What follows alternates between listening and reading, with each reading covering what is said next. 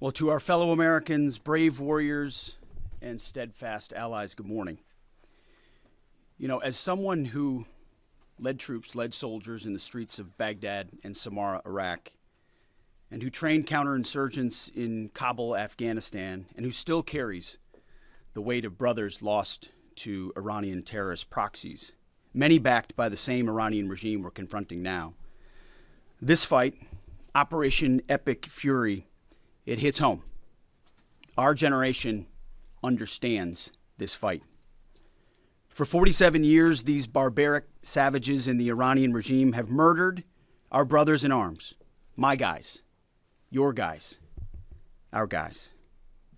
Through their terrorist proxies and cowardly attacks, now they race toward a nuclear bomb to hold the world hostage. The Iranians have targeted and killed thousands of my American brothers. That race to a nuclear bomb, President Trump will never allow it. Not now, not ever, not on our watch. The mullahs are desperate and scrambling. Like the terrorist cowards they are, they fire missiles from schools and hospitals, deliberately targeting innocents, because they know their military is being systematically degraded and annihilated. Iran's neighbors, and in some cases, former allies in the Gulf, they've abandoned them. And their proxies, Hezbollah, the Houthis, and Hamas, either broken, ineffective, or on the sidelines. Iran stands alone, and they are badly losing. On day 10 of Operation Epic Fury, we are winning with an overwhelming and unrelenting focus on our objectives, which are the same as the day I gave my first briefing here on Operation Epic Fury. They're straightforward, and we are executing them with ruthless precision. One, destroy their missile stockpiles, their missile launchers, and their defense industrial base. Missiles and their ability to make them. Two, destroy their navy. And three, permanently deny Iran nuclear weapons forever. It's a laser-focused, maximum authority mission delivered with overwhelming and unrelenting precision. No hesitation, no half measures. As President Trump declared yesterday, we're crushing the enemy in an overwhelming display of technical skill and military force. We will not relent until the enemy is totally and decisively defeated. But we do so. We do so on our timeline and at our choosing. For example, today will be yet again our most intense day of strikes inside Iran. The most fighters, the most bombers, the most strikes. Intelligence more refined and better than ever. So that's on one hand. On the other hand, the last 24 hours have seen Iran fire the lowest number of missiles they've been capable of firing yet. Just the bifurcation, just the trend lines that we talked about on our first briefing. You see, this is not 2003. This is not endless nation building under those types of quagmires we saw under Bush or Obama. It's not even close. Our generation of soldier will not let that happen again, and nor will this president, who very clearly ran against those kinds of never-ending, nebulously scoped missions. Those days are dead. Instead, we're winning decisively with brutal efficiency, total air dominance, and an unbreakable will to accomplish the president's objectives on our timeline. We stay locked on the target because here at the Department of War, that's our job. Now, the chairman and I, having just returned from Dover last night, our troops and their families and the enormous sacrifice that they make is certainly heavy on my mind. So I'll close with scripture, drawing strength from Psalm 144. Blessed be the Lord, my rock, who trains my hands for war and my fingers for battle.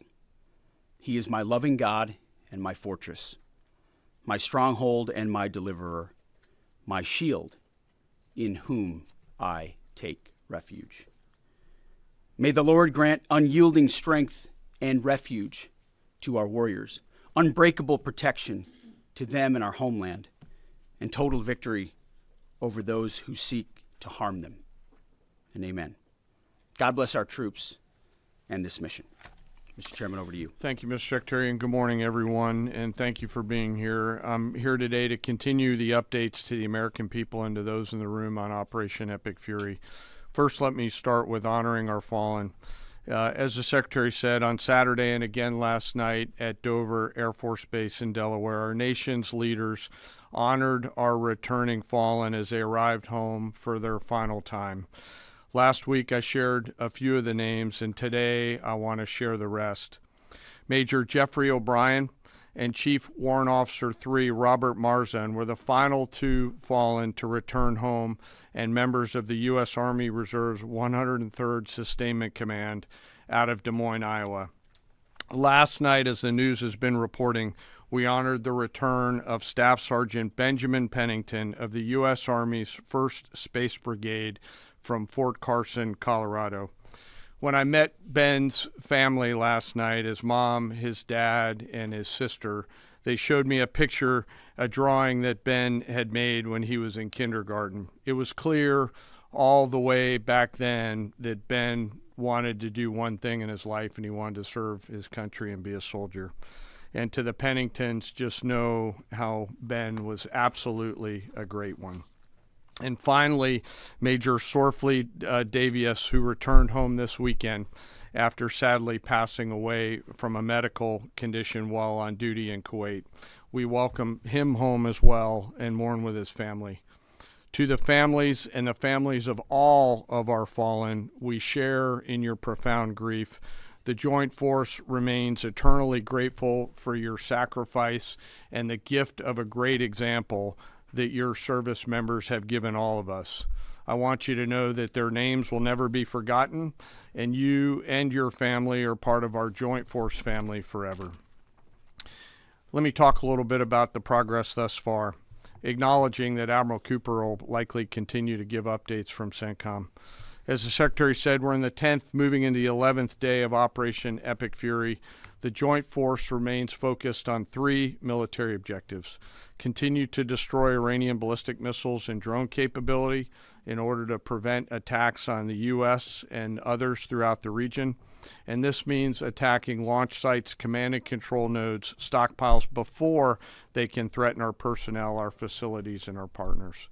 Second, we continue to strike the Iranian Navy and their capabilities in order to do things like sustain movement through the Straits of Hormuz.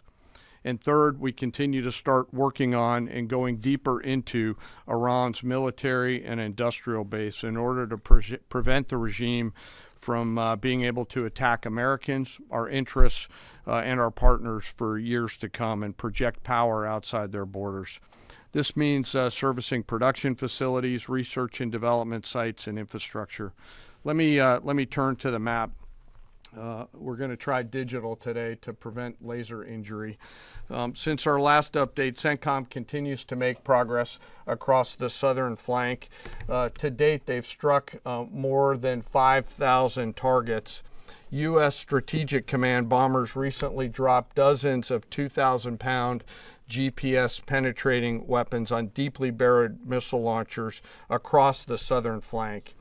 We also have struck several one-way drone factories to get at the heart of their autonomous capability. And of course, alongside our regional partners along the southern flank, continue to execute intercepts against one-way attack drones using fighters and attack helicopters.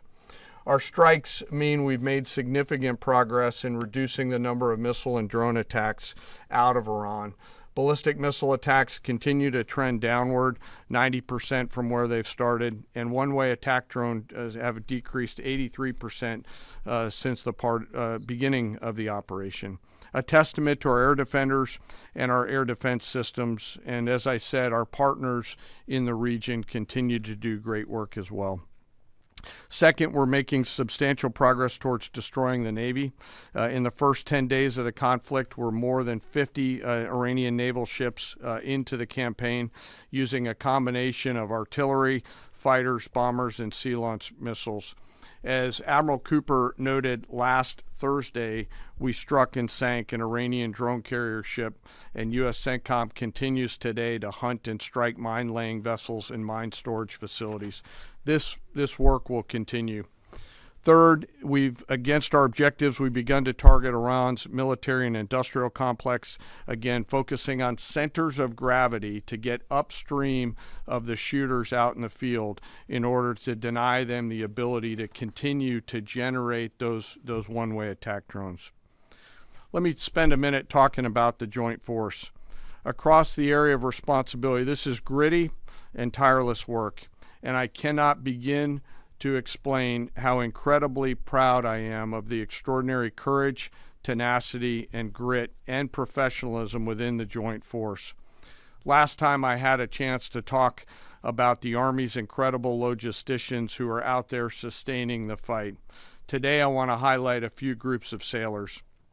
First, I want to thank the men and women of the Ford Carrier Strike Group and their families, and let all of them know how grateful I am for their leadership and service. The crews on board this strike group have already been endured months at sea only to get their deployment extended.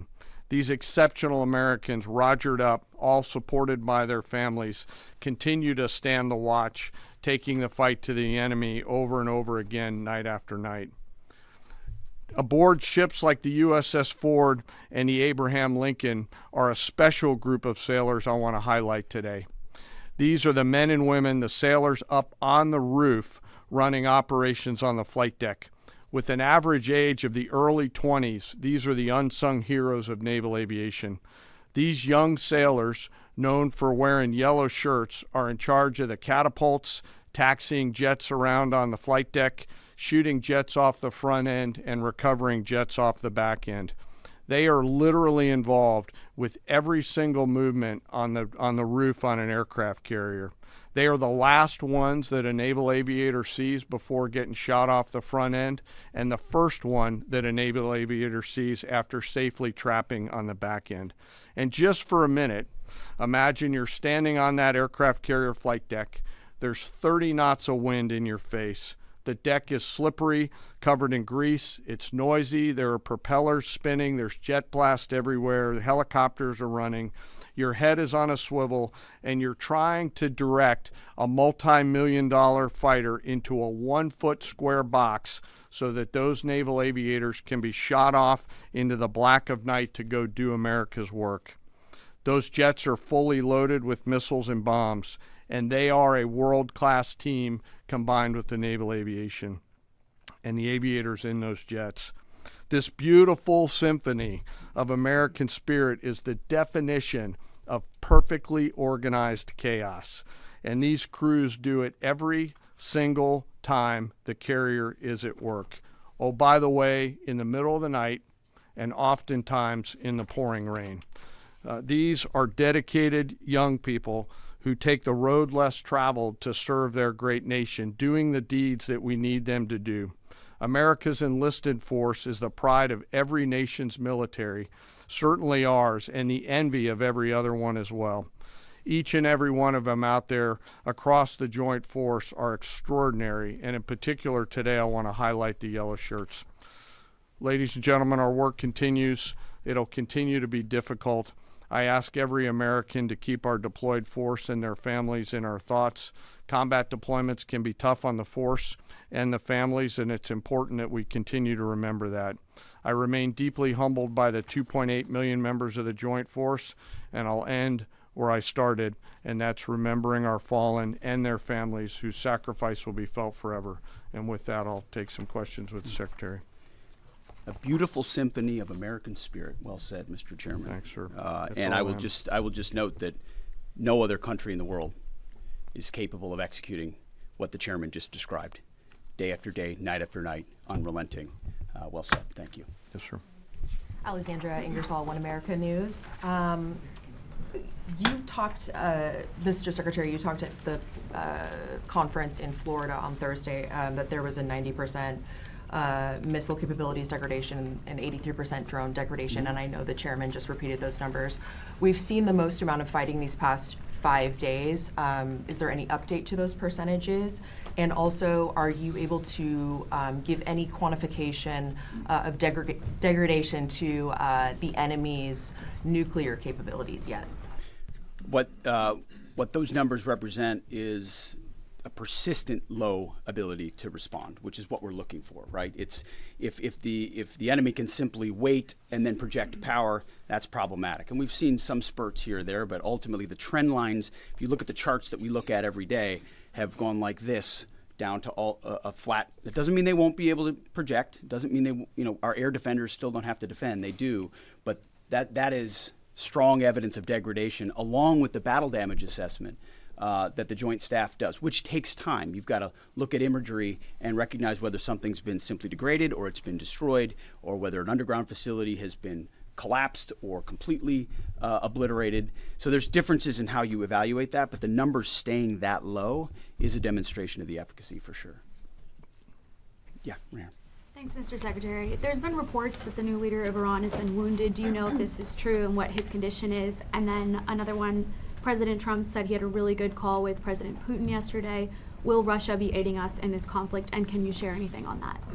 Well, the president, as I've said before, maintains strong relationships with world leaders, which creates opportunities and options for us in very dynamic ways. So the president said it was a good call. I was not on it, but those that were said it was a strong call, reaffirming hopefully the opportunity for some peace in Russia, Ukraine, and also a recognition that as it pertains to this conflict, they should not be involved.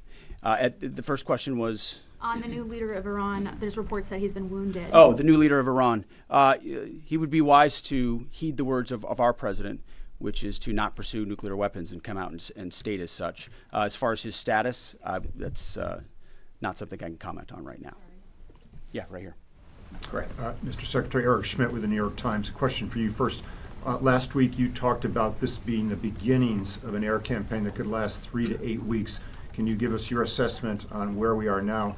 And Mr. Chairman, in any conflict, the enemy or the adversary adapts to the tactics it faces.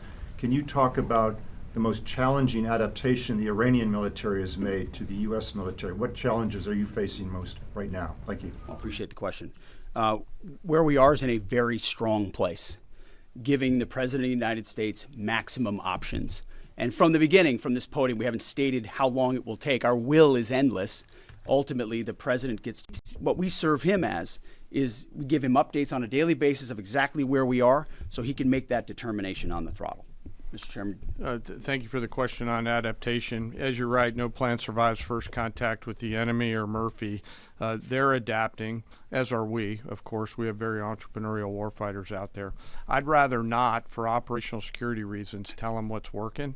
So I'm not a not answer that question based on that. But we are watching what they're doing, and we are adapting faster than they are. Are they more formidable than you anticipated, General? I think they're fighting, and I respect that, but I don't think they're more formidable than what we thought. Secretary Hegseth, thank you. Jordan Conrad's from the Gateway Pundit. Axios reported, citing U.S. and Israeli sources, that the U.S. was not happy with strikes on 30 fuel depots in Iran. While this is anonymous sourcing, it seems kind of congruent with what President Trump said yesterday, that there's certain spots they don't want to hit relating to energy infrastructure that would take a long time to rebuild. And whether this reporting is true or not, what's your message to Americans, those who supported the president and those who aren't really in favor of this war and who worry that Israel might be taking advantage of the U.S.'s backing? And then for Mr. Chairman, for you, I wanted to ask, when you say that we're moving inland, what capabilities does Iran have to shoot down jets over their land? And would that trigger some kind of rescue operation that could risk a bigger ground operation? Well, I would just state by saying Israel's been a really strong partner in this effort. Where they have different objectives, they've pursued them. Ultimately, we've stayed focused on ours. But what Iran has felt is the power of the world's two most powerful air forces. In that particular case, those weren't our strikes or that objective, or that wasn't necessarily our objective. But the president has made it clear to those concerns that we're not getting pulled in any direction. We're leading. The president is leading. He's determining where we want to go, what the outcome will be, what the end state is, with a very keen eye. And I understand those concerns because I've heard from a lot of people who I went through 20 years of those wars myself, worried about getting dragged in, worried about mission creep, worried about nation building or democracy expansion. That's never the perspective the president has pursued on this. Just because previous presidents and previous secretaries have decided to just pour more resources and more people in toward some unguided end state doesn't mean that's to accomplish the mission. Thank you for the question. Most of their higher-end surface-to-air missile systems are not factors at this point in time. We're able to move around fighters that are moving deeper with relative impunity. Always some risk out there. I don't want to say that there isn't, and we'll always maintain and retain capability of doing search and rescue type of things. But I don't want to get into the details. But thank you for the question. Shelley. Thanks, Mr. Secretary. President Trump told our team on the ground early this morning that the thing that has surprised him the most during the course of this operation so far has been the Iranian regime attacking countries that are not attacking them. I'm curious if that surprised you as well. And General, curious if you were open to the possibility of escorting vessels through the Strait of Hormuz, and if you could describe some of the challenges of doing so.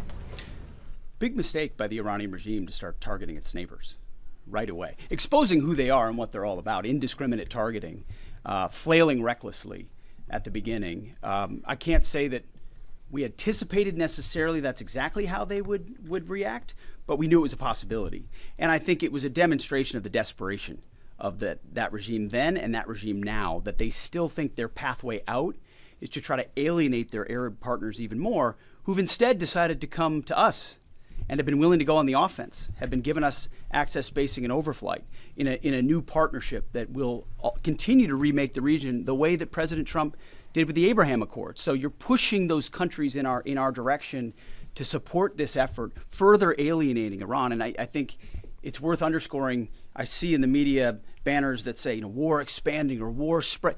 It's actually the opposite. It's actually quite contained, and more of those countries are coming on side, recognizing that you can't live under a conventional umbrella with nuclear ambitions with a radical regime like that. Again, properly scoping the objectives in the process.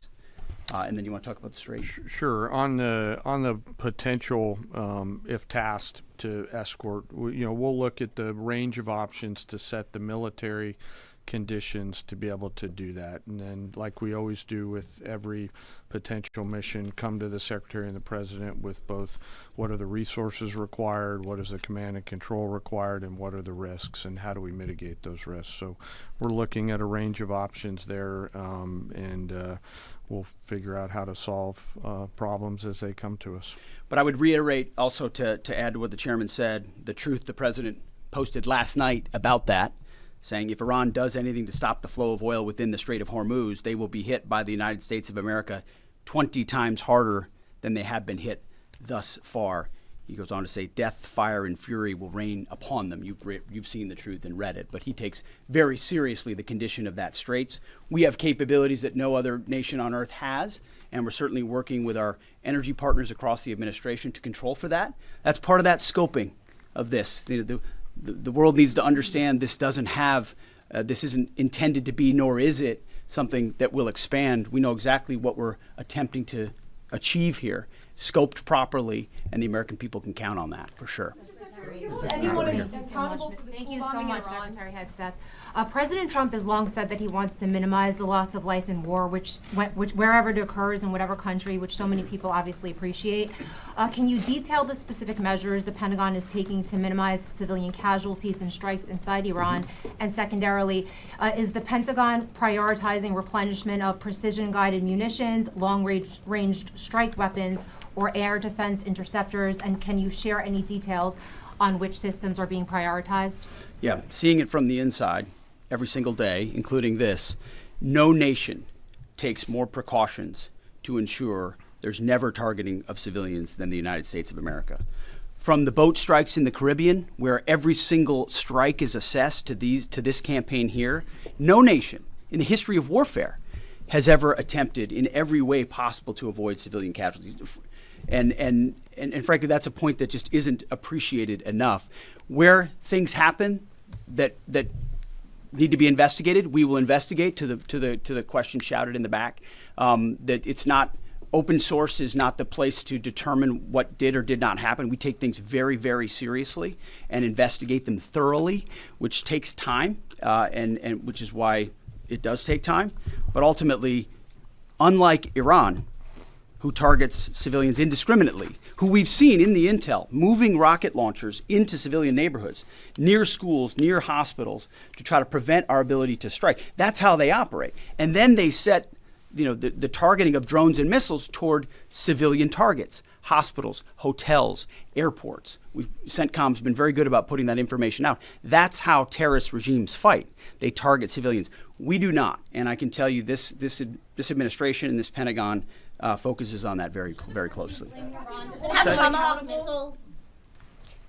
Go ahead. You will hold someone accountable if it turns out that that was a US this morning, munition the Iranian government is saying a lot. They continue to say they're prepared for a long war. If that's the case, what could you tell the American people as far as the steps the Department of War is taking to make sure our troops have the protection and the resources they need as the mission continues? I think there's one thing I can sleep quietly at night knowing is that we're giving every resource humanly possible to our troops on the front lines to ensure they're protected. In fact, as I said in that first press briefing, even before we set the offense, we set the defense. We made sure we had the ability to defend, and then we moved as many Americans off the bases and into other places as possible. So as this progresses, the chairman, or the question was asked of the chairman about how the enemy adapts.